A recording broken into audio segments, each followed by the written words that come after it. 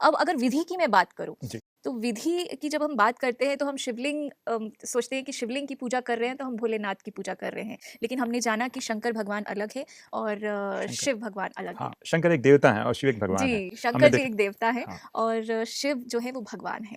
तो जब हम इनकी आराधना करते हैं, तो हम बहुत सारी चीज़ें चढ़ाते हैं, जैसे बेलपत्र चढ़ाते हैं। तो इनकी मैं आप इसके पीछे का रहस्य जानना चाहूँगी कि ये हम क्यों चढ़ाते हैं फिर? बिल्कुल, बहुत ही बढ़िया प्रश्न है। तो देखा जाए तो ये जो हम बेलपत्र चढ़ाते हैं, तो हुँ, बेलपत्र में कितने पत्ते होते हैं?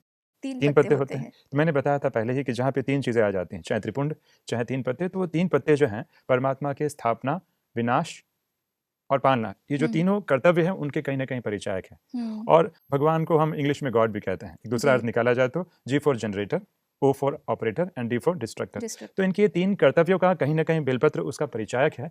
इसीलिए जब शिवरात्रि आती है तो लोग शिव जी पर बेलपत्र चढ़ाते हैं। अच्छा, पर अब हमने ऐसा सुना था कि बेलपत्र चढ़ाया जाता है क्योंकि भोलेनाथ को बेलपत्र बहुत पसंद है। लोगों ने बाद में जाके पौराणिक कहानियों के साथ जो है जी, इसको जोड़ा है कहीं न जी, कहीं। जी, जैसे आपने शिकारे की कथा सुनी होगी, जी। तो ये सारी कहानियाँ बाद में धीरे-धीरे जो है जुड़ती गई।